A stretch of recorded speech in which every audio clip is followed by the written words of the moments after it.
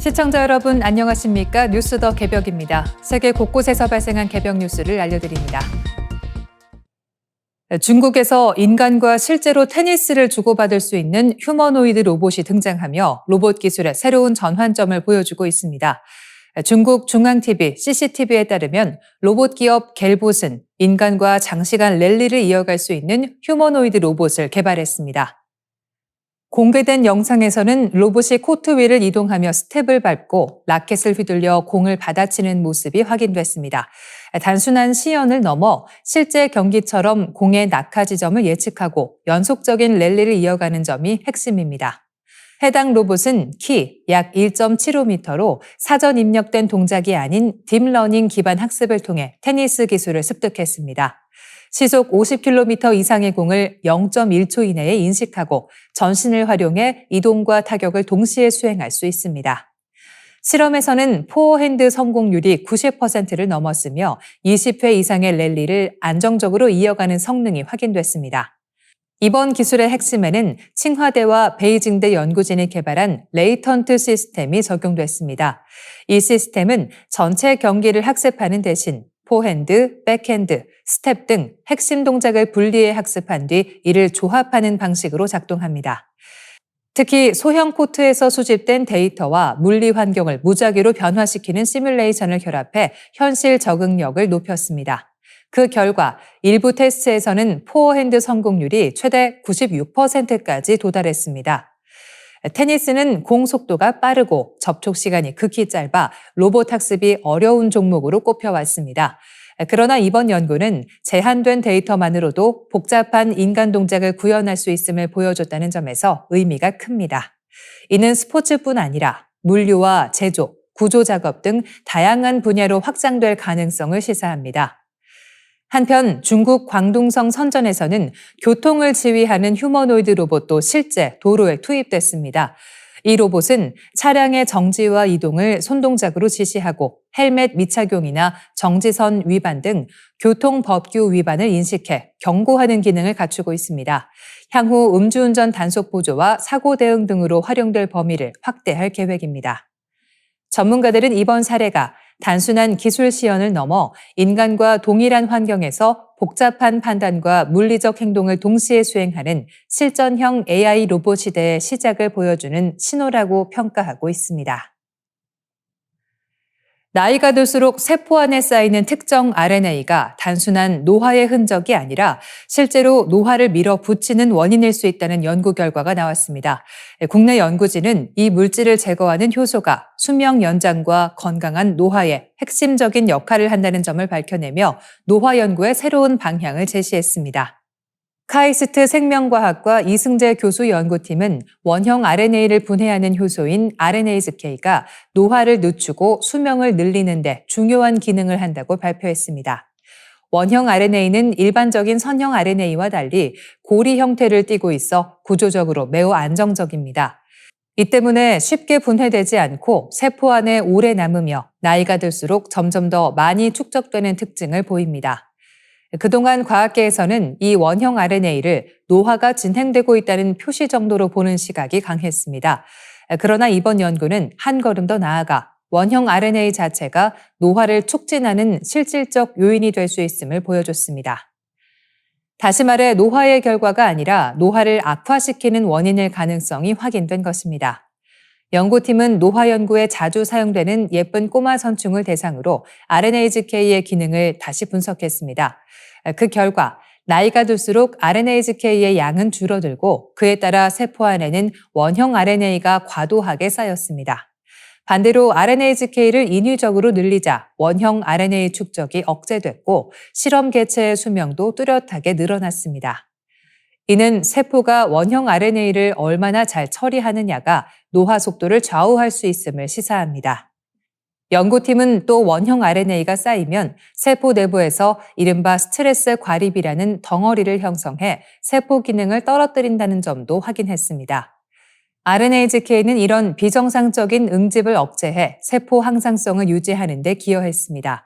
특히 단백질 접힘을 돕는 샤페론 단백질 HSP90과 함께 작용해 원형 RNA의 응집을 막는 것으로 나타났습니다. 주목할 점은 이런 현상이 예쁜 꼬마 선충에만 그치지 않았다는 점입니다. 생쥐와 인간 세포에서도 비슷한 결과가 관찰됐고 RNA-GK가 부족할 경우 조기 노화와 유사한 변화까지 나타났습니다. 연구팀은 이를 바탕으로 RNA-GK가 종을 넘어 비교적 보편적인 노화 조절자일 가능성이 크다고 보고 있습니다. 이번 연구는 노화를 유전자나 단백질 수준뿐 아니라 RNA 수준에서 조절할 수 있다는 새로운 메커니즘을 제시했다는 데 의미가 있습니다. 앞으로 RNA-GK를 활용한 노화 억제 기술이나 퇴행성 질환 치료 전략으로 이어질 가능성도 제기됩니다. 기후 변화가 이제는 단순히 더운 날씨의 문제가 아니라 사람들의 몸을 직접 멈춰 세우는 수준의 건강 위협으로 번지고 있다는 연구 결과가 나왔습니다. 기온이 오를수록 전 세계 인구의 신체 활동량이 줄어들고 이로 인해 수십만 명의 조기 사망과 막대한 경제 손실이 뒤따를 수 있다는 분석입니다. 아르헨티나 가톨릭대 크리스티안 가르시아 위툴스키 박사 연구팀은 2000년부터 2022년까지 156개국 자료를 분석해 기온 상승과 활동량 감소의 연관성을 추적했고 그 결과를 국제학술지 란셋 글로벌 헬스에 발표했습니다.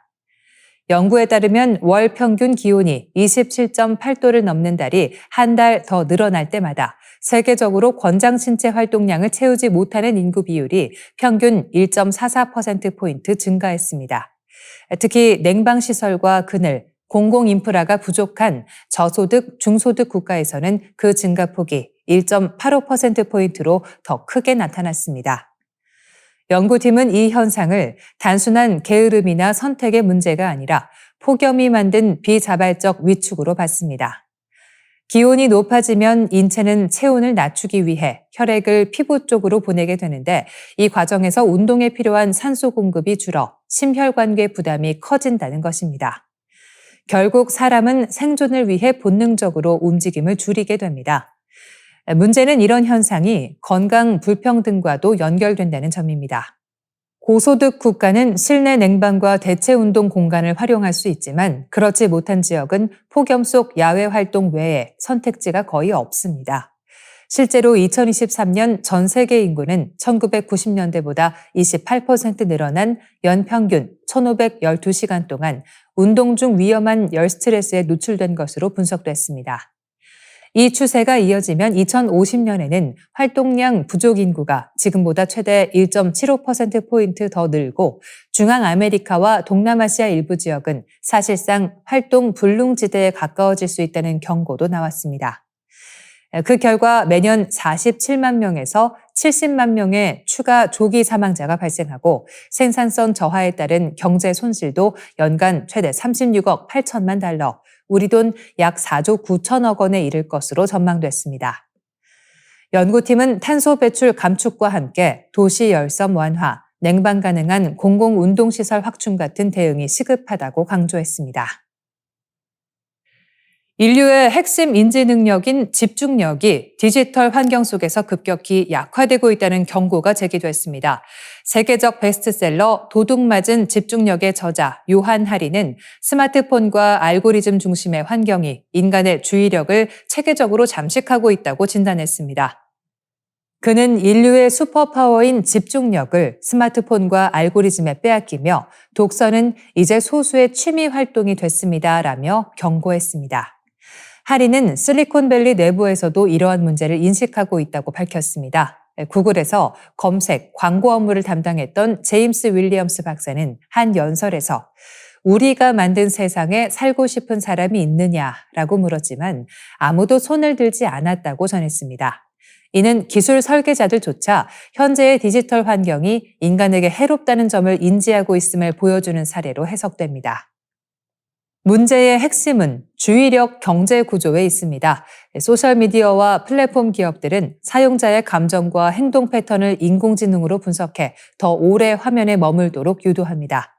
사용자가 분노하거나 흥미를 느끼는 요소를 정밀하게 파악해 끊임없이 자극을 제공하며 이 과정에서 인간의 집중력은 지속적으로 분산됩니다. 결국 이용 시간이 길어질수록 기업의 수익이 증가하는 구조가 형성된 것입니다. 이 같은 환경은 문해력 저하로도 이어지고 있습니다. 매사추세츠 공과대학 연구에 따르면 인간의 뇌는 한 번에 제한된 정보만 깊이 처리할 수 있습니다. 그러나 스마트폰 알림과 소셜미디어의 반복적 개입은 집중 상태를 지속적으로 끊어놓습니다. 한 번 흐트러진 집중력을 회복하는데 평균 20분 이상이 소요되는 전환 비용 효과가 발생하면서 깊이 있는 독서와 사고가 점점 어려워지고 있습니다. 특히 한국은 이러한 변화에 취약한 국가로 지목됐습니다. 높은 스마트폰 보급률과 긴 사용 시간으로 인해 집중력 저하 현상이 빠르게 나타나고 있다는 분석입니다. 개인의 의지만으로 이를 극복하기 어렵다는 점도 강조됩니다. 할인은 이를 비만 문제에 비유하며 환경과 구조가 바뀌지 않는 한 개인의 노력만으로 해결하기 어렵다고 설명했습니다. 해결책 역시 개인이 아닌 사회적 대응에서 찾아야 한다는 주장입니다. 건강 문제에 정책적으로 대응해 온 것처럼 디지털 환경에서도 주의력 보호를 위한 제도적 장치가 필요하다는 것입니다. 특히 아동과 청소년의 소셜미디어 사용을 제한하는 방안이 시급한 과제로 제시됐습니다. 한편 할인은 집중력 회복의 핵심 방법으로 소설 읽기를 강조했습니다. 소설은 등장인물의 감정과 상황을 따라가며 깊은 몰입을 요구하는 활동으로 공감 능력과 문해력을 동시에 향상시키는 효과가 있는 것으로 나타났습니다. 이는 인공지능 시대에도 인간이 유지해야 할 중요한 능력으로 평가됩니다. 전문가들은 디지털 기술의 발전이 편의성을 높인 동시에 인간의 인지 구조에 예상치 못한 부작용을 초래하고 있다며 지금이야말로 집중력과 사고 능력을 보호하기 위한 사회적 논의가 필요한 시점이라고 지적하고 있습니다. 저희가 준비한 소식은 여기까지입니다. 내일 이 시간 다시 찾아뵙겠습니다.